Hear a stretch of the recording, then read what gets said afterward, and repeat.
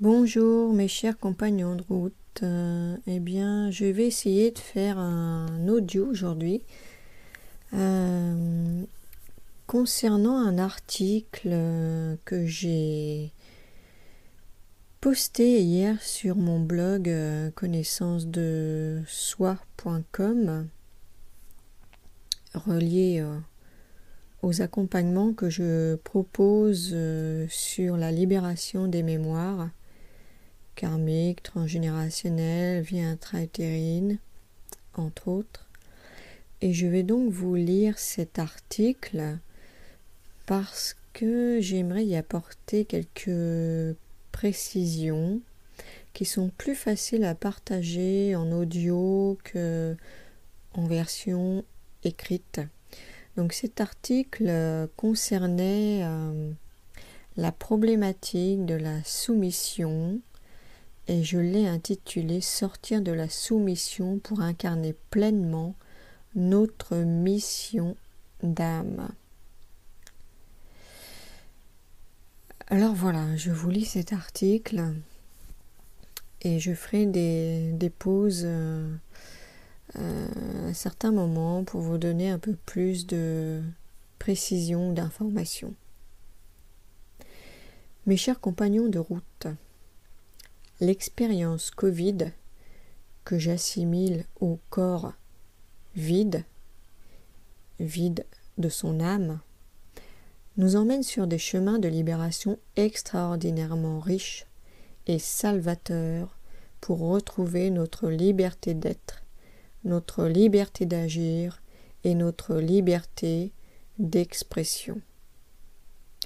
Pour vivre pleinement ces libertés, ce virus invisible nous invite à nous mettre debout et à sortir de la soumission pour incarner pleinement notre mission d'âme.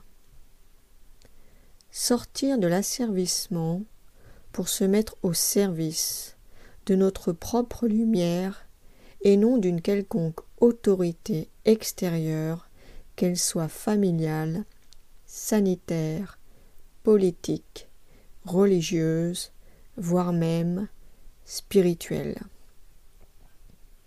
Vous êtes votre propre maître, maître de votre vie, maître de votre santé, physique, psychique, émotionnelle et spirituelle. Comment retrouver notre indépendance, notre autonomie et notre liberté intérieure? Qu'est-ce qui fait que nous n'arrivons pas à sortir de la soumission pour manifester notre mission de vie? Quelques définitions vont éclairer ce qui résonne en vous dans la soumission et son inverse, l'affranchissement. La soumission, c'est l'action de soumettre, de réduire à la dépendance, à l'obéissance par la force. C'est l'action de se soumettre, d'obéir à quelqu'un, de reconnaître parce que l'on est vaincu, une autorité contre laquelle on a lutté. Se rendre, capituler. C'est une action de se soumettre, d'obéir, d'abandonner son indépendance. C'est une aptitude à se soumettre, à être docile, résigné envers quelqu'un ou quelque chose. Une action fait de devoir se conformer à, d'être sous la dépendance de, soumission au destin, aux lois, à la règle. Alors j'ai donné quelques synonymes et mots-clés des mémoires qui sont en réveil dans la problématique de soumission. Ces mots-clés et synonymes sont asservissement, assujettissement, captivité, contrainte, domestication, esclavage, joug, servitude, tyrannie. Ce sont effectivement des mots-clés qui résonnent très très fortement avec toutes nos mémoires de captivité, de domestication et, en résumé, d'esclavage. Nous portons tous ces mémoires en nous et aujourd'hui, elles sont en pleine lumière pour être enfin libérées. Définition du mot affranchissement. Action d'affranchir quelqu'un. Synonyme émancipation, libération. Action d'affranchir un esclave, un serf, résultat de cette action. La présence du maître fit même qu'Androclès discourut avec l'abondance d'un sage. Plus d'une fois, Seigneur, il nous vint pendant notre vie des désirs d'affranchissement.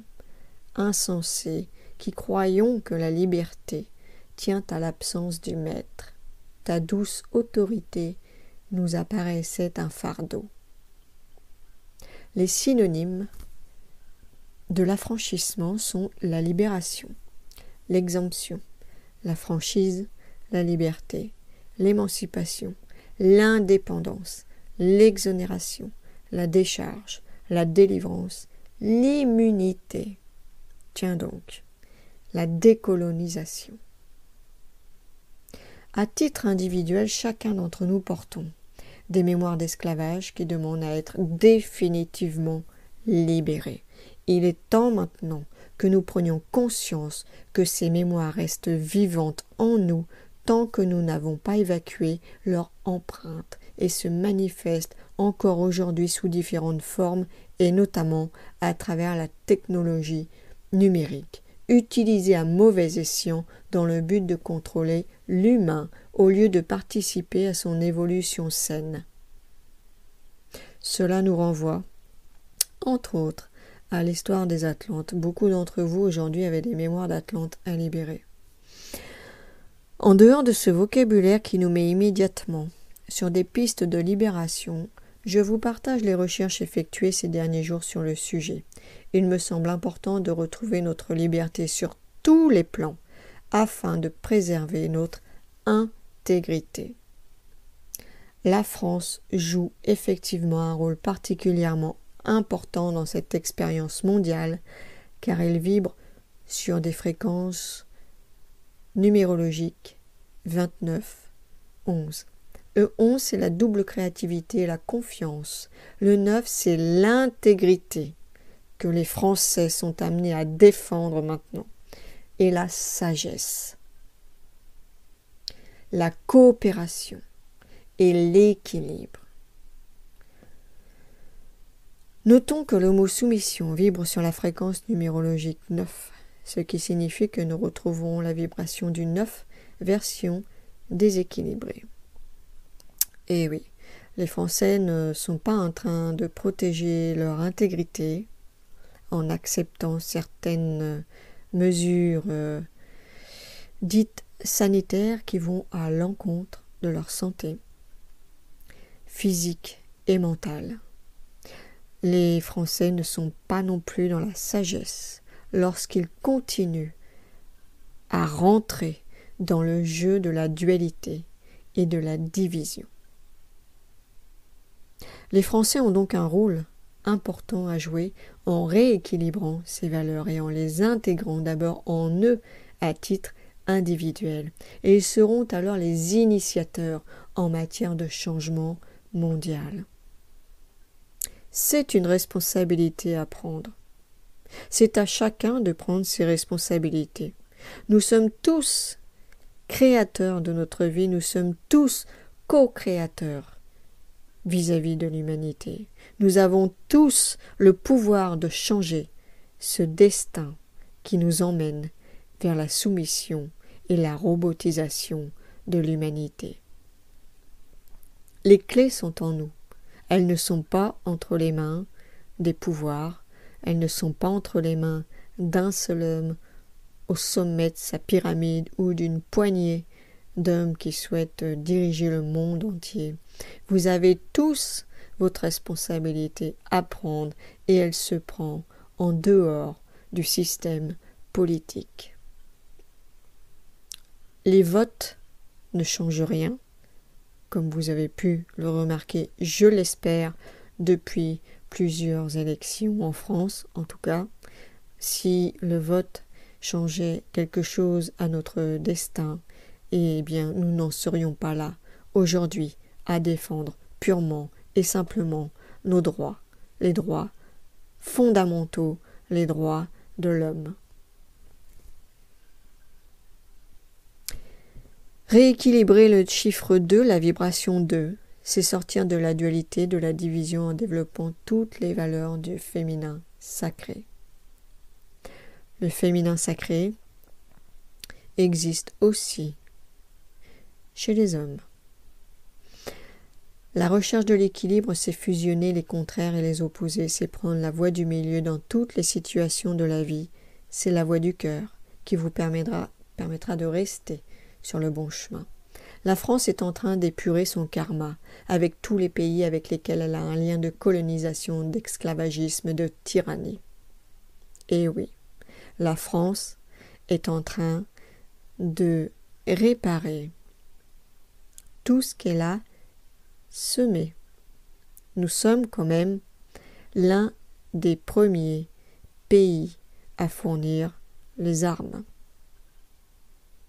Eh bien, à un moment donné, la loi du karma nous invite à épurer ce karma, à en tirer les conséquences et les conclusions. En œuvrant sur soi, nous libérons les mémoires au niveau de l'inconscient collectif. Si chacun fait sa part de colibri, nous pouvons accomplir ensemble de grandes œuvres de libération. Nous sommes tous les petites gouttes que constitue l'océan, ou les petites étoiles que constitue l'univers, ou les grains de sable qui constituent la terre. Et il n'existe pas de petites actions si nous agissons tous en conscience et en coopération, en solidarité. Nous pouvons changer le cours du destin.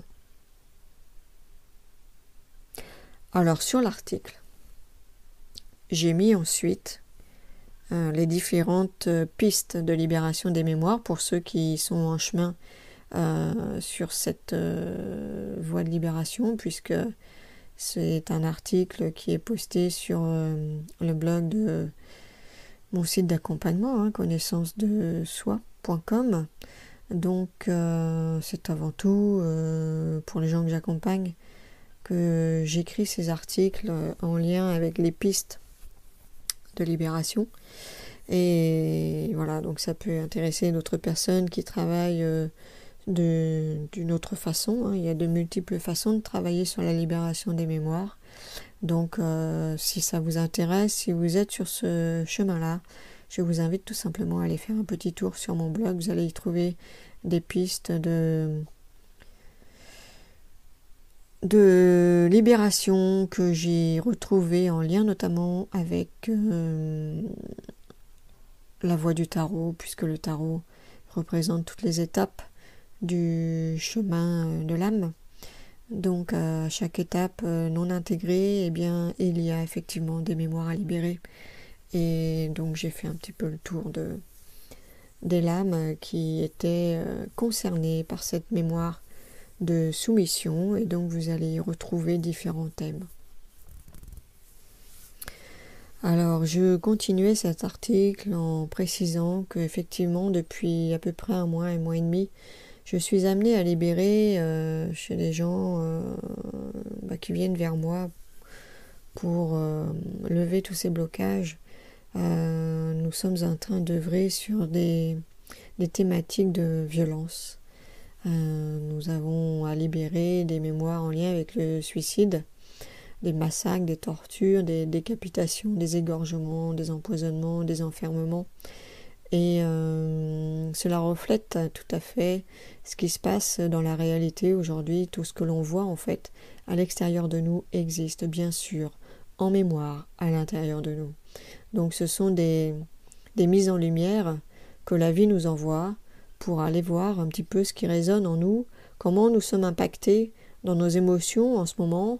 Est-ce que vous êtes vous-même dans la soumission? Est-ce que vous vous sentez obligé d'obéir à tout ce qu'on vous demande de faire contre votre gré? où est-ce que vous vous sentez libre justement d'accepter ou pas ces règles, en fait. Si vous êtes dans l'incapacité de réagir par rapport à quelque chose qu'on vous demande de faire et que vous sentez au fond de vous que c'est pas juste pour vous, et malgré cela, vous ne pouvez pas faire autrement que d'obéir, eh bien vous êtes tout simplement sous l'emprise d'une mémoire qui demande à être connue. Et une fois que vous libérez ces mémoires, eh bien vous retrouvez votre propre pouvoir et vous avez ensuite le choix d'accepter les règles ou de les refuser selon ce que vous ressentez juste à l'intérieur de vous. En fait, vous allez non pas répondre à une demande extérieure, mais plutôt à répondre à un besoin intérieur, mais en toute liberté, sans emprise, sans contrainte, sans vous sentir coupable non plus de ne pas rentrer en fait dans les rangs et de plutôt faire ce qui est juste pour vous. À partir du moment où vous faites ce qui est juste pour vous, eh bien obligatoirement vous devenez juste aussi envers les autres. Donc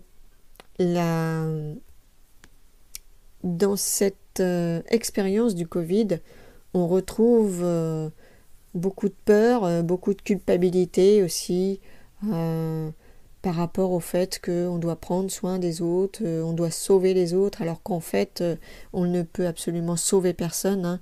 Vous aurez beau mettre un masque, si à côté de vous vous avez une personne qui a un système immunitaire déficient, de par son alimentation, de par des problèmes de santé, de par voilà tout un tas de choses, eh bien vous aurez beau vous coller 10 masques les uns par-dessus les autres, cette personne, si elle doit attraper le Covid, elle va l'attraper, parce que tout simplement, ce qui est important, c'est le terrain, c'est notre terrain, c'est comment aujourd'hui notre système immunitaire se défend, est-ce qu'il est fort, est-ce qu'il est affaibli, la différence, elle est là.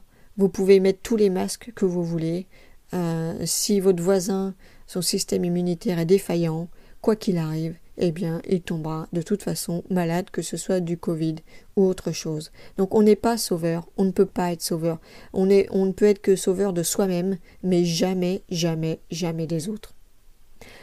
La guérison, on en parle souvent dans les cancers, c'est 50% d'efficacité des traitements et 50% d'efficacité avec l'engagement que la personne prend avec elle-même pour se sortir de cette maladie. Donc, vous ne pouvez absolument pas sauver qui que ce soit. Si vous êtes dans la culpabilité par rapport à ça, si vous vous sentez coupable, si vous avez l'impression que vous êtes un danger pour les autres ou que vous pouvez être toxique ou être un danger pour l'autre, eh bien, je vous invite dans ces cas-là à aller approfondir votre recherche et à aller voir plutôt du côté de vos mémoires de vie intra-utérine.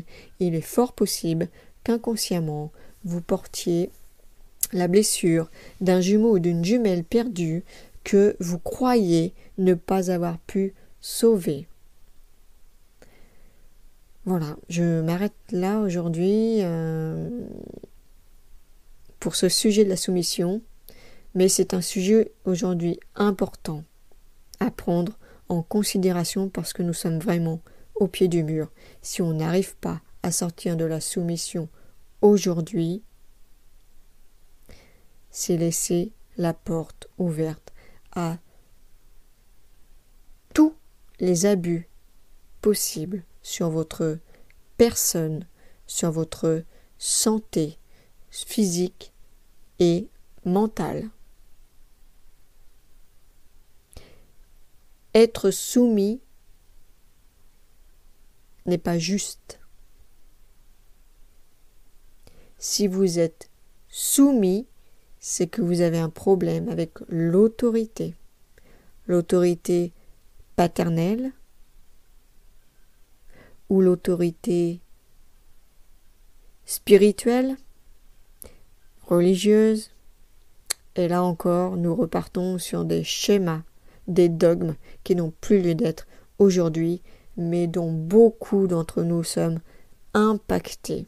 Et il y a vraiment des mémoires à libérer au niveau spirituel. En ce moment, il n'est plus question d'avoir un maître pour gérer notre vie, et nous sommes actuellement aussi en train de libérer toutes ces mémoires en lien avec nos anciens guides spirituels qui sont là et qui demandent à remonter eux aussi sur leur plan de lumière, et pour ainsi vous permettre de reprendre votre propre pouvoir et la maîtrise de votre vie à part entière. Je vous souhaite une belle journée et je vous dis à très bientôt pour une prochaine vidéo, un prochain audio, un prochain article, je ne sais pas. Je verrai bien. À bientôt!